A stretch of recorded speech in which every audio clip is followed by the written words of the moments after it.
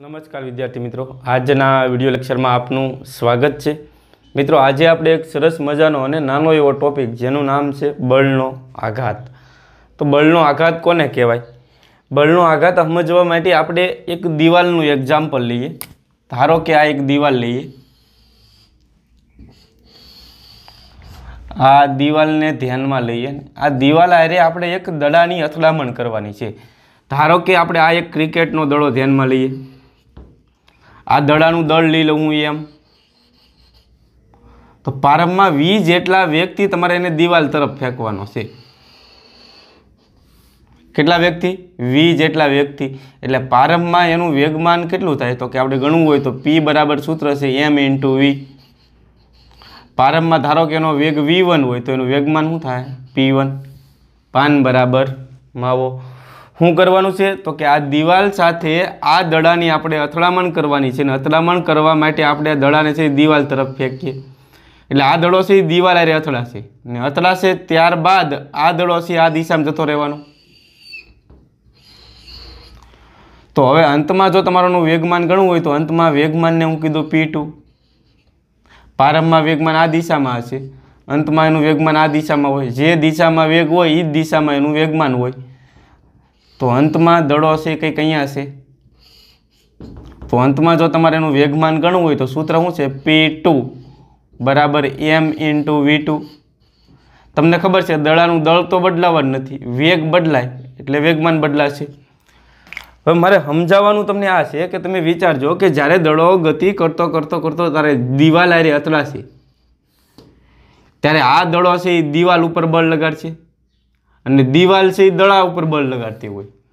એટલે સપોઝ આ delta T જેટલા સમય સુધી દડો અહીંયા સ્થિર રહે, ક્ષણ પૂરતી દડો ડેલ્ટા ટી જેટલા સમયગાળા સુધી દીવાલ સાથે સંપર્કમાં છે તો આ દીવાલ ઉપર અથવા તો દડા ઉપર કેટલું બળ લાગ્યું હોય? તો આપણી પાસે ન્યૂટન ભાઈએ કીધું છે કે એના પર લાગતું બળ કેટલું હોય? તો F બરાબર ડેલ્ટા પી ના છેદમાં ડેલ્ટા ટી।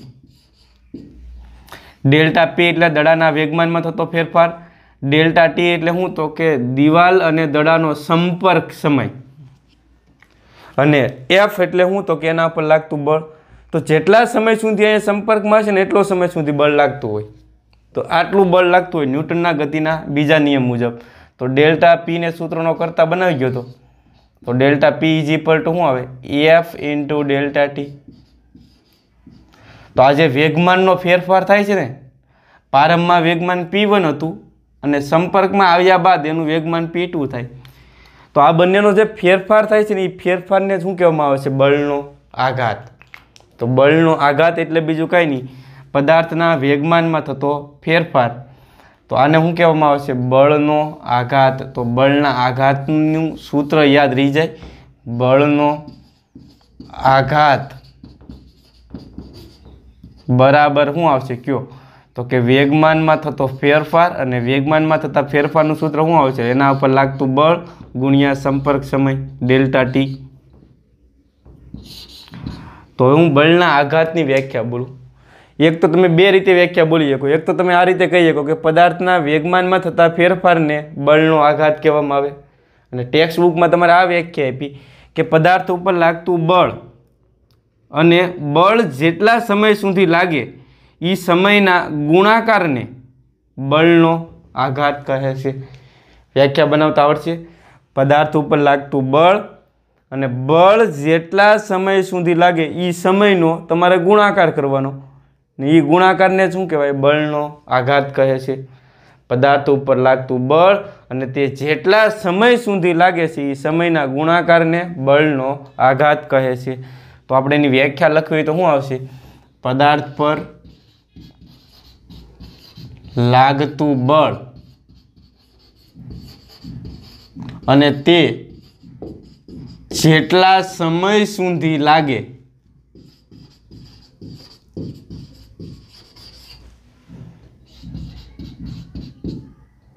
तेना गुणाकारने बळनो आघात कहे छे।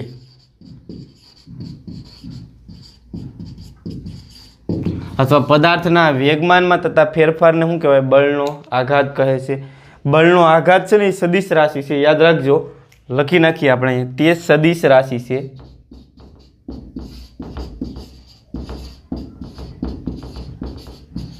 અને એની દિશા કઈ હોય તો કે વેગમાનમાં થતા ફેરફારની દિશામાં.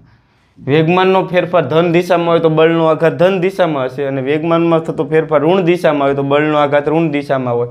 તો લખો તેની દિશા ક્યાં આવશે? કયો? વેગમાનમાં થતા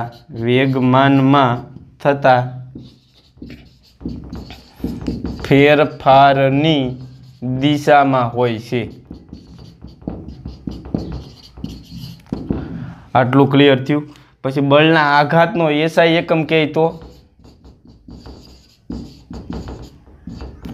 વેગમાનનો જે એકમ હોય એ જ બળના આઘાતનો એકમ હોય, કારણ કે વેગમાનમાં થતો ફેરફાર એટલે જ બળનો આઘાત છે. તો વેગમાનમાં થતા ફેરફારનો જે એકમ હોય એ જ તે બળના આઘાતનો એકમ હશે. તો વેગમાનમાં થતા ફેરફારનો એકમ શું થાય? તો કે વેગમાનમાં એકમ શું આવે? મને કહેશો કિલોગ્રામ મીટર પ્રતિ સેકન્ડ. અને જો આ તમારે એકમ ન લખવો હોય તો આના પરથી તમે લખી શકો બળનો એકમ શું થાય? ન્યૂટન. સમયનો એકમ શું થાય? સેકન્ડ. તો બળના આઘાતના બે એકમ કિલોગ્રામ મીટર પર સેકન્ડ અને ન્યૂટન ઇન્ટુ સેકન્ડ. તો બળના આઘાતનું સૂત્ર તમને યાદ રહી જવું જોઈએ, ડેલ્ટા પી બરાબર એફ ઇન્ટુ ડેલ્ટા ટી. પદાર્થના વેગમાનમાં થતા ફેરફારને બળનો આઘાત કહે. હવે આપણે ન્યૂટનનો ગતિનો ત્રીજો નિયમ સમજવાનો છે. પહેલો અને બીજો નિયમ આપણે ભણી ગયા. પહેલો નિયમ બળની વ્યાખ્યા આપે છે, અને એનું વિધાન કંઈક આવું હતું કે જ્યાં સુધી કોઈ પણ પદાર્થ ઉપર બાહ્ય બળ લગાડવામાં ન આવે ત્યાં સુધી સ્થિર પદાર્થ સ્થિર રહે, અને અચળ વેગી ગતિ કરતો પદાર્થ પોતાની અચળ વેગી ગતિ જાળવી રાખે છે. જ્યારે ન્યૂટનનો ગતિનો બીજો નિયમ તમને બળનું મૂલ્ય આપે. કોઈ પણ પદાર્થ ઉપર લાગતું પરિણામી બાહ્ય બળ કેટલું હોય તો કે તેના વેગમાનના ફેરફારના સમય દર જેટલું હોય. તો આપણે બે નિયમો ભણી ગયા.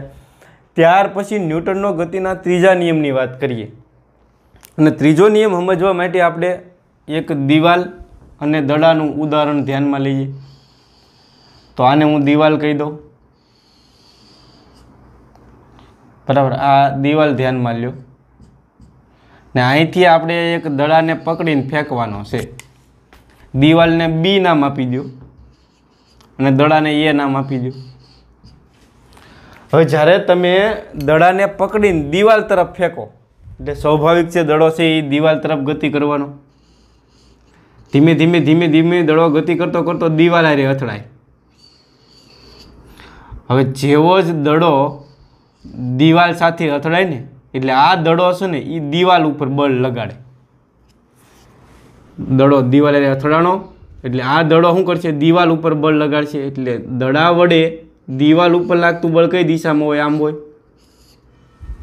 દિવાલ જો મજબૂત ન હોય તો પડી જાય, કારણ કે દડાએ એના ઉપર બળ લગાડ્યું છે. તો આ જે બળ છે એ તમારે મને કહેવાનું છે કોના ઉપર લાગે છે? તો કે દિવાલ ઉપર. લો લખી નાખું અહીં, બી ઉપર બળ લાગે, બરાબર ને? અત્યારે એફ એટલે હું બળ, અને અત્યારે કોના ઉપર લાગે છે? તો કે બી ઉપર, એટલે કે દિવાલ ઉપર. અને કોના વડે લાગે છે? તો કે દડા વડે. તો જેના વડે લાગતું હોય ને એને પછી લખવાનું, અને જેના પર લાગતું હોય ને એને પહેલાં લખવાનું. તો અત્યારે બી પર એ વડે લાગતું બળ એટલે દિવાલ પર દડા વડે લાગતું બળ, એટલે આ શું થઈ ગયું કહેવાય આપણું? એફ બી એ. હવે તમારે વિચારવાનું છે કે થોડોક ક્ષણ તમે જોશો ને એટલે થોડાક ક્ષણ બાદ દડો છે એ તરત પાછો રિટર્ન આવશે આ બાજુ. તો દડો આ બાજુ ત્યારે જ આવ્યો હોય કે આ બાજુ એના ઉપર કોકે બળ લગાડ્યું હોય. જ્યારે દડાને અહીંથી ફેંક્યો ત્યારે આપણે બળ લગાડ્યું હતું, પણ અહીં દિવાલ હારે અથડાણા બાદ દડો આ બાજુ આવે છે, તો આ બાજુ બળ કોને લગાડ્યું હોય એ વિચારવાનું છે. તો આ બાજુ આ દડા ઉપર કોણે બળ લગાડ્યું હોય? દિવાલ વડે, અથવા દિવાલે બળ લગાડ્યું હોય. એટલે આ બાજુ જે બળ લાગે છે ને એ કોના ઉપર લાગે છે? તો કે અત્યારે દડા ઉપર, એ પર. કોણ બળ લગાડે છે? તો કે દિવાલ, એટલે એને બી કહી દઈએ આપણે. તો એ પર બી વડે લાગતું બળ. એટલે આ જે બળ લાગે એ ઇજી એક વાર કોના ઉપર લાગે છે? દિવાલ ઉપર. ને આ બાજુ જે બળ લાગે છે એ કોના ઉપર લાગે છે? તો કે દડા ઉપર. તો તો ન્યૂટન ભાઈએ શું કીધું કે આવડું આ જે પહેલું બળ છે એને આઘાતી બળ કીધું અથવા ક્રિયાબળ કીધું. તો અત્યારે દડાઈએ દિવાલ ઉપર ક્રિયાબળ લગાડ્યું એટલે તરત જ દિવાલ એના પર પ્રતિક્રિયા આપે, એટલે તરત દિવાલ પાછું એના ઉપર બળ લગાડે. દડો આમ બળ લગાડે, દિવાલ આમ બળ લગાડે. એટલે આ બળ છે એને ક્રિયાબળ કહેવાય અથવા તો આઘાતી બળ કહેવાય. અને તરત દિવાલ છે આ બાજુ પ્રતિક્રિયા આપે એટલે આને પ્રતિક્રિયા બળ કહેવાય અથવા તો પ્રત્યાઘાતી બળ કહેવામાં આવે છે. તો ન્યૂટન ભાઈએ શું કીધું કે આ આઘાતી બળ અને આ દિવાલનું પ્રત્યાઘાતી બળ બંને સમાન મૂલ્યના અને પરસ્પર વિરુદ્ધ દિશામાં હોય છે. આ બળ કોના ઉપર લાગે છે એકવાર મને કહેશો શાંતિથી? આ બળ છે એ દડા ઉપર લાગે છે. આ બાજુ કોણ બળ લગાડે? તો કે દિવાલ વડે લાગે છે. આ બી પર એ વડે લાગતું બળ અને આ એ પર બી વડે લાગતું બળ બંને કેવા હોય? સમાન મૂલ્યના અને પરસ્પર વિરુદ્ધ દિશામાં હોય છે, જેને ન્યૂટનનો ગતિનો ત્રીજો નિયમ કહેવામાં આવે. તો અહીં હું જો લખું વિધાન તો બંનેના મૂલ્ય કેવા હોય? સમાન મૂલ્ય અને પરસ્પર કેવા હોય? વિરુદ્ધ. વિરુદ્ધ હોય એટલે આગળ માઇનસની નિશાની મૂકવી પડે. તો હવે ન્યૂટનનો ગતિનો હું ત્રીજો નિયમ બોલું. આઘાતી બળ, આ બાજુ જે બળ લાગ્યું એ આઘાતી બળ હતું. દિવાલ વડે જે લાગ્યું એ પ્રત્યાઘાતી બળ હતું. એટલે આઘાતી બળ અને પ્રત્યાઘાતી બળ સમાન મૂલ્યના અને પરસ્પર વિરુદ્ધ દિશામાં હોય. દડો જો 10 ન્યૂટન બળ લગાડે તો દિવાલે પણ 10 ન્યૂટન બળ લગાડશે. દિવાલ ઉપર લાગતું બળ આમ હશે, દડા ઉપર લાગતું બળ આમ હશે. આને હું આઘાતી બળ કહેતો હોય તો આને શું કહેવામાં આવશે? પ્રત્યાઘાતી બળ. અથવા હું આને ક્રિયાબળ કહેતો હોય તો આને શું કહેવામાં આવશે? પ્રતિક્રિયા બળ. તો એટલું યાદ રહી જશે. ન્યૂટનના ગતિના ત્રીજા નિયમનું વિધાન શું આવશે કે ક્રિયાબળ અને પ્રતિક્રિયા બળ અથવા આઘાતી બળ અને પ્રત્યાઘાતી બળ અથવા અંગ્રેજીમાં કહેવું હોય તો action force and reaction force સમાન મૂલ્યના અને પરસ્પર વિરુદ્ધ દિશામાં હોય છે. તો એક વાક્ય લખી નાખીએ આપણે કે આઘાતી બળ કેવું? આઘાતી બળ અથવા એને તમે ક્રિયાબળ પણ કહી શકો. આઘાતી બળ અને પ્રત્યાઘાતી બળ સમાન મૂલ્યના અને વિરુદ્ધ દિશામાં હોય છે, જેને ન્યૂટનનો ગતિનો ત્રીજો નિયમ કહેવામાં આવે છે. જેટલું આઘાતી બળનું મૂલ્ય હશે એટલું જ તે પ્રત્યાઘાતી બળનું મૂલ્ય હશે. હવે ન્યૂટનના ગતિના ત્રીજા નિયમ ઉપર આપણે જે રોકેટ છે ને એ રોકેટ ન્યૂટનના ગતિના ત્રીજા નિયમ ઉપર કાર્ય કરે. કઈ રીતે? તો હું તમને એક્ઝામ્પલ દ્વારા સમજાવું એટલે ત્રીજો નિયમ વધારે ક્લિયર થાય. આપણે આ રોકેટને ધ્યાનમાં લઈએ. જ્યારે રોકેટનું આપણે પ્રક્ષેપણ કરવાનું હોય એટલે કે ઉપર તરફ ગતિ કરાવડાવવાનું હોય ત્યારે શું થાય એ કહું. હવે જ્યારે રોકેટને સ્ટાર્ટ કરવામાં આવે ને ત્યારે આમાંથી ગેસ અથવા વાયુ બહાર નીકળતો હોય. પ્રચંડ વેગથી વાયુ છે અહીં જમીન સાથે અથડાય એટલે આ વાયુ છે ને એ જમીન ઉપર બળ લગાડે. રોકેટને સ્ટાર્ટ કરવામાં આવે એટલે રોકેટના એન્જિનમાંથી અહીંથી વાયુ પ્રચંડ વેગથી વાયુ છે એ બહાર નીકળતો હશે ને આ વાયુ છે એ જમીન ઉપર બળ લગાડશે. તો અત્યારે કોના દ્વારા કોના ઉપર બળ લાગે? તો આ જે રોકેટ છે એના દ્વારા જમીન ઉપર નીચે તરફ બળ લાગે. તો ન્યૂટનના ગતિના ત્રીજા નિયમ મુજબ શું થાય? જો આ બાજુ આઘાતી બળ લાગતું હોય એટલે તરત જમીન છે એ પ્રત્યાઘાતી બળ લગાડશે વિરુદ્ધ દિશામાં. તો જમીન દ્વારા લાગતું પ્રત્યાઘાતી બળ ઉપર તરફ હશે ને આ પ્રત્યાઘાતી બળને લીધે રોકેટ ક્યાં જવાનું છે? ઉપર તરફ. ખબર પડે છે કે નહીં? આવડો વાયુ છે એ નીચે તરફ બળ લગાડશે, જમીન ઉપર તરફ રોકેટ ઉપર બળ લગાડશે એટલે રોકેટ છે એ ક્યાં જવાનું છે? ઉપર તરફ. ને એક બહુ જ અગત્યની વાત કહું, તમારે વિચારીને કહેવાનું છે કે આઘાતી બળ અને પ્રત્યાઘાતી બળ એક જ પદાર્થ ઉપર લાગતા હોય? આઘાતી બળ અને પ્રત્યાઘાતી બળ એક જ પદાર્થ ઉપર લાગતા હોય? ના, આઘાતી બળ અને પ્રત્યાઘાતી બળ છે ને એ અલગ અલગ પદાર્થ ઉપર લાગતા હોય. શા માટે? જુઓ તો અહીંયા તમને ખબર પડે છે. આવડું આ જે દડો છે એ દિવાલ ઉપર આઘાતી બળ લગાડશે તો આ આઘાતી બળ અત્યારે દિવાલ ઉપર લાગે છે. જ્યારે દિવાલ દ્વારા પ્રત્યાઘાતી બળ કોના ઉપર લાગતું છે? દડા ઉપર. તો આઘાતી બળ દિવાલ ઉપર અને પ્રત્યાઘાતી બળ દડા ઉપર લાગતું હોય. અહીંયા આઘાતી બળ કોના ઉપર લાગે છે? તો કે આઘાતી બળ જમીન ઉપર લાગે છે અને એના પ્રત્યાઘાત સ્વરૂપે પ્રત્યાઘાતી બળ કોના ઉપર લાગે છે? રોકેટ ઉપર લાગે છે. તો આ ત્રીજા નિયમને આધારે તે રોકેટ છે એ કાર્ય કરતું હોય. પછી તમે એક બીજું એક્ઝામ્પલ લઈ શકો તરવૈયાનું. તરવૈયો તમને ખબર છે જ્યારે પાણીમાં તરતો હોય ને ત્યારે પાછળ તરફ એનો હાથ ધકેલતો હોય. એટલે તરવૈયો જે આઘાતી બળ લાગે છે લગાડે છે ને એ પાછળ તરફ લગાડે છે, અને પાણી છે એનું પ્રત્યાઘાતી બળ આગળ તરફ લગાડતી હોય તરવૈયા ઉપર. એટલે તરવૈયો છે એ આગળ જતો હોય. તો આ પણ ન્યૂટનના ગતિના ત્રીજા નિયમ ઉપર કાર્ય કરે છે. જ્યારે તમે હાલતા હો ને ત્યારે તમારા પગ દ્વારા જે આઘાતી બળ લાગે ને એ જમીન ઉપર પાછળ તરફ લાગતું હોય. તમે હકીકતમાં પાછળ તરફ બળ લગાડો છો, પણ તમે જાઓ કઈ બાજુ? તો કે આગળ તરફ. શું કામ? કારણ કે જમીન છે એ પ્રત્યાઘાતી બળ આગળ તરફ લગાડતી હોય. એટલે એ પ્રત્યાઘાતી બળને લીધે આપણે આગળ જઈએ છીએ. બાકી તમે હકીકતમાં કઈ બાજુ બળ લગાડો છો? પાછળ તરફ. ને તમને જાણવું હોય તમે આ રીતે જાણી શકો કે તમે પાછળ તરફ બળ લગાડો એમ ખબર કેમ પડે? તમે હાલ્યા જાઓ અચાનક જો તમે લપસો ને એટલે તમારા પગ પાછળ તરફ જતા હોય અને માથું આગળ તરફ જતું હોય. એટલે પગ પાછળ તરફ જાય એનો મતલબ શું છે કે તમે આઘાતી બળ છે એ પાછળ તરફ લગાડો છો, જ્યારે જમીન એનું પ્રત્યાઘાતી બળ છે એ આગળ તરફ લગાડશે. એટલે તમે આગળ તરફ છે એ જતા હો અથવા ગતિ કરી શકો. તો આપણી જે ગતિ છે એ પણ ન્યૂટનના ગતિના ત્રીજા નિયમને આધારિત છે. હજી એક એક્ઝામ્પલ લો એટલે ન્યૂટનનો ગતિનો ત્રીજો નિયમ તમને ક્લિયર થાય. તમે એક પિસ્તોલનું એક્ઝામ્પલ લ્યો. આ તો બધાને ખબર જ હોય, બરાબર ને? પિક્ચર જોતા હોય એટલે આઈડિયા હોય જ તે. હા, એનું ટ્રિગર છે. આની અંદર એક બુલેટ એટલે કે ગોળી છે,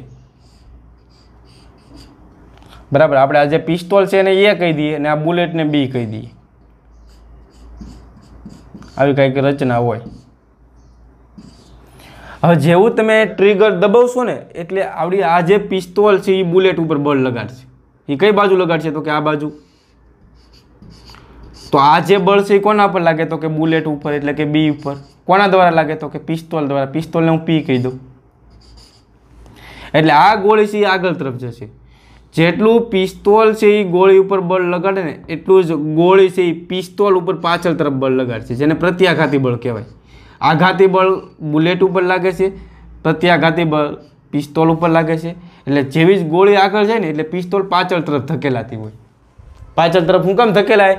કારણ કે પિસ્તોલની અંદર રહેલી જે બુલેટ છે એ પિસ્તોલ ઉપર પ્રત્યાઘાતી બળ પાછળ તરફ લગાડતી હોય. એને લીધે પિસ્તોલ છે એ પાછળ તરફ ધકેલાય છે.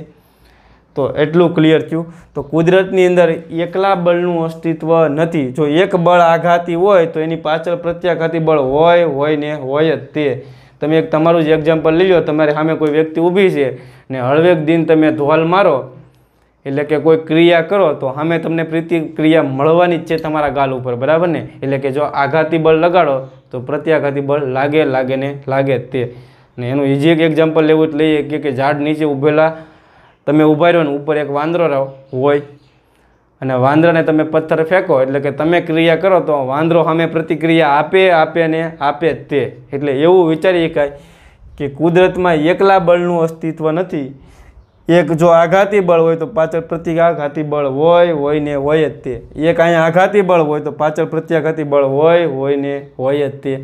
તો ન્યૂટનના ગતિના ત્રીજા નિયમમાં આપણે એટલું યાદ રાખવાનું છે કે કુદરતમાં એકલા બળનું અસ્તિત્વ નથી. એક જો ક્રિયા બળ હોય તો પાછળ પ્રતિક્રિયા બળ આવે જ તે. ક્લિયર થયું? તો ન્યૂટનનો ગતિના ત્રીજા નિયમનું વિધાન યાદ રહી જશે કે આઘાતી બળ અને પ્રત્યાઘાતી બળ સમાન મૂલ્યના અને પરસ્પર વિરુદ્ધ દિશામાં હોય. અને આઘાતી બળ અને પ્રત્યાઘાતી બળ એક પદાર્થ ઉપર નથી લાગતા. તમને ખબર પડે છે? અહીંયા આઘાતી બળ કોના પર લાગે છે? તો કે બુલેટ ઉપર. અને પ્રત્યાઘાતી બળ કોના ઉપર લાગશે? તો કે પિસ્તોલ ઉપર. અહીંયા આઘાતી બળ કોના પર લાગે છે? તો કે જમીન ઉપર. પ્રત્યાઘાતી બળ કોના પર લાગશે? રોકેટ ઉપર. અહીંયા આઘાતી બળ કોના પર લાગશે? દિવાલ ઉપર. પ્રત્યાઘાતી બળ કોના પર લાગશે? દડા ઉપર. તો ક્રિયાબળ અને પ્રતિક્રિયા બળ છે એ અલગ અલગ પદાર્થ ઉપર લાગતા હોય પણ સમાન મૂલ્યના અને પરસ્પર વિરુદ્ધ દિશામાં હોય છે. તો એક વાક્ય લખી નાખીએ આપણે અહીંયા કે આઘાતી બળ અને પ્રત્યાઘાતી બળ અલગ અલગ પદાર્થ પર લાગતા હોય. બહુ જ અગત્યનો પોઈન્ટ. અલગ અલગ પદાર્થ પર લાગતા હોય છે. આ ભૂલાવવું જોઈએ નહીં. વિદ્યાર્થી મિત્રો, હવે એક સરસ મજાનો દાખલો આપી દઈ કે નીચેની આકૃતિમાં તંત્રનો પ્રવેગ ગણો અને દરેક પદાર્થ ઉપર લાગતું બળ ગણો. અહીંયા 3 અલગ અલગ બ્લોક આપેલા છે અથવા 3 પદાર્થો આપેલા છે. એકનું દળ 5 કિલોગ્રામ આપ્યું, બીજાનું દળ 3 કિલોગ્રામ આપ્યું અને ત્રીજાનું દળ 2 કિલોગ્રામ. આના દળને હું M1 કહી દઉં, આના દળને M2 કહી દઉં અને આના દળને M3 કહી દઉં. આ છે એ ઘર્ષણ વગરની સપાટી પર 3 બ્લોકને મૂકેલા છે ને અહીંથી તમારે સમક્ષિતિજ દિશામાં 15 ન્યૂટન બળ લગાડવાનું છે. કોના ઉપર? 5 કિલોગ્રામ દળના પદાર્થ ઉપર 15 ન્યૂટન બળ લગાડવાનું છે. તો તમારે વિચારવાનું છે કે આ તંત્ર કઈ બાજુ ગતિ કરવાનું. સ્વાભાવિક છે તમે આ બાજુ બળ લગાડશો એટલે તંત્ર છે આમ જ જવાનું. હવે આ જેટલા પ્રવેગથી ગતિ કરે એટલા જ પ્રવેગથી આ ગતિ કરશે ને એટલા જ પ્રવેગથી આ ગતિ કરે, કારણ કે 3 એકબીજાના સંપર્કમાં છે, એકબીજાને અડીને છે, એટલે 3ના પ્રવેગ કેવા હોય? સમાન. તો આ એ જેટલા પ્રવેગથી તંત્ર આ બાજુ ગતિ કરશે તો તેનો પ્રવેગ ગણવાનો છે તમારે. તો ફટાફટ ગણી નાખીએ પ્રવેગ. તો ન્યૂટનના ગતિના ત્રીજા નિયમ પરથી, તો ન્યૂટનના ગતિના બીજા નિયમ પરથી, બરાબર ને? ન્યૂટનના ગતિના બીજા નિયમ ઉપરથી હું ખાલી લખું એ નિયમ પરથી. તો ન્યૂટન ભાઈએ શું કીધું કે કોઈ પણ પદાર્થ ઉપર લાગતું પરિણામી બળ કેટલું હોય? F બરાબર m × a જેટલું. તો હવે તમારે પ્રવેગ ગણવાનો છે. તો F ના F. તો આ બળની અસર હેઠળ કેટલા પદાર્થો આવે? તો કે પહેલોય આવે, બીજોય આવે અને ત્રીજોય આવે. કારણ કે આ બળ છે એ હજી એકવાર કહી દો તને 3 ઉપર લાગતું હોય એટલે તને આ પદાર્થો છે એ 3 આ બળની અસર હેઠળ આવશે. એટલે તમારે જો કુલ દળ ધ્યાનમાં લેવું હોય તો શું આવશે? 3નું દળ ધ્યાનમાં લઈ લેવાનું. એટલે કે M1 + M2 + M3 × a. આ Fની અસર હેઠળ હજી એકવાર કહો 3 આવવાના છે, બરાબર ને? એટલે 3ના દળ ધ્યાનમાં લેવા પડે ને 3ના પ્રવેગ તો સમાન છે. તો હવે આગળ વધીએ આપણે. M1 એટલે પહેલાનું દળ કેટલું છે? 2 કિલોગ્રામ. M2 એટલે બીજાનું દળ 3 કિલોગ્રામ અને M3 એટલે ત્રીજાનું દળ 5 કિલોગ્રામ. બળ તમને કેટલું આપ્યું છે? 15 ન્યૂટન. E ના E. તો 15 ના 15, 2 અને 3 5 ને 5 10 થવાના. તો એને સૂત્રનો કરતા બનાવી ગયો તો A શું થાય? 15/10. 15/10 કરો એટલે જવાબ આવે 1.5 મીટર પ્રતિ સેકન્ડનો સ્ક્વેર. તો તંત્રનો જો પ્રવેગ ગણવો હોય તમારે શું કરવાનું? F બરાબર ma સૂત્ર લાગુ પડી ગયું, એના પછી તમને પ્રવેગ મળી જાય. તો આ આખું તંત્ર છે એ 1.5 મીટર પ્રતિ સેકન્ડ સ્ક્વેરના પ્રવેગથી ગતિ કરતું હોય. હવે દરેક ઉપર લાગતું બળ તમને ગણવાનું કીધું. તો આના ઉપર લાગતું બળ તમને ડાયરેક્ટ ખબર પડી જાય કે M3 ઉપર કેટલું બળ લાગે? 15 ન્યૂટન, બરાબર ને? સામું દેખાય તમને, જોવાય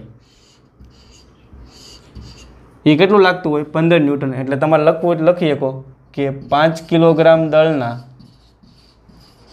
પદાર્થ પર લાગતું બળ, 5 કિલોગ્રામ દળનો પદાર્થ એટલે ત્રીજો પદાર્થ થયો, તો એના પર લાગતા બળને હું F3 કહી દઉં. તો F3 તમને સામું દેખાય કેટલું લાગે છે? કયો? 15 ન્યૂટન. હવે મારે 3 કિલોગ્રામ દળના પદાર્થ ઉપર લાગતું બળ ગણવું છે. તો લખો 3 kg દળના પદાર્થ પર લાગતું બળ, એને આપણે F2 કહેશું, કારણ કે 3 કિલોગ્રામ એટલે બીજો પદાર્થ થયો. હવે 3 કિલોગ્રામ દળના પદાર્થ ઉપર આ બાજુ બળ લાગતું છે, બરાબર ને? આ રીતે, બરાબર. એને હું કીધું F2, કારણ કે અહીંથી ધક્કો મારીએ એટલે બળ ધીમે ધીમે વેચાતું જાય, એટલે આના પર લાગતું બળ કેટલું છે? F2. હવે આ F2ની અસર હેઠળ કેટલા પદાર્થો આવે તમને ખબર પડે છે? આ F2ને આને ધક્કો મારવો પડશે અને આને ધક્કો મારવો પડશે. એટલે F2ની અસર હેઠળ કેટલા આવશે? M1 અને M2. એટલે આપણે અહીં ગણવું હોય ને તો તમે આમ ગણી શકો. F2ની અસર હેઠળ કેટલા આવે? M1 + M2 ઇન્ટુ તમારે શું કરી નાખવાનું? E. કારણ કે બળ શું થાય? દળ ગુણ્યા પ્રવેગ. હવે M1 બરાબર કેટલા મૂકશો મને કહેશો? 2 કિલોગ્રામ. અને M2 બરાબર કેટલા મૂકશો? 3 કિલોગ્રામ. આ બે પદાર્થો કેટલા પ્રવેગથી ગતિ કરે? પ્રવેગ આપણે ઓલરેડી ગણી લખેલો છે 1.5. તો 2 અને 3 કેટલા થવાના? 5 ગુણ્યા 1.5. એટલે આનો હિસાબ કરો એટલે જવાબ આવે 7.5 ન્યૂટન. તો આના ઉપર ટોટલ 15 ન્યૂટન લાગ્યું હતું. આના ઉપર જે બળ લાગતું હશે F2 એ કેટલું હશે 7.5 ન્યૂટન. હવે તમને એમ કે 2 કિલોગ્રામ દળના પદાર્થ ઉપર કેટલું બળ લાગે, તો લખો 2 કિલોગ્રામ દળના પદાર્થ ઉપર પર લાગતું બળ, તો એને હું કીધું F1. હવે 2 કિલોગ્રામ દળના પદાર્થ ઉપર એટલે આવડો અહીંયા. તો તમારે વિચારવાનું છે કે F1 ની અસર હેઠળ માત્ર ને માત્ર આ એક જ પદાર્થ આવે, એટલે તમારે એનું દળ ધ્યાનમાં લેવાનું M1, અને પ્રવેગ તો બધાનો હરખો જ છે. તો M1 બરાબર કેટલા મૂકશો તમે 2, અને પ્રવેગ કેટલો છે 1.5. તો 1.5 ગુણ્યા 2 કરો એટલે જવાબ આવે 3 ન્યૂટન. એટલે એટલું તમને ખબર પડી જવી જોઈએ કે 3 કિલોગ્રામ ઉપર કેટલું બળ લાગે છે, તો ત્રીજા પદાર્થ ઉપર કેટલું બળ લાગે છે 15 ન્યૂટન, બીજા પદાર્થ ઉપર કેટલું બળ લાગે છે F2 7.5 ન્યૂટન, અને પહેલા ઉપર કેટલું બળ લાગતું હશે F1 3 ન્યૂટન. તો આમ ત્રણે પદાર્થ ઉપર લાગતા બળો તમે ગણી શકો. સરસ મજાનો દાખલો હતો. એક દાખલો તમને હું હોમવર્કમાં આપું છું અત્યારે. અહીં લઈ લેવાનું છે તમારે 10, અહીં લેવાનું છે 5, ને અહીંયા રાખવાનું છે તમારે 3, અને અહીંયા રાખવાનું છે 8 ને 18, એટલે તમે રાખશો 36 ન્યૂટન રાખો. તો હવે તમારે ત્રણે પદાર્થ ઉપર લાગતા બળો અને તંત્રનો પ્રવેગ ગણવાનો છે.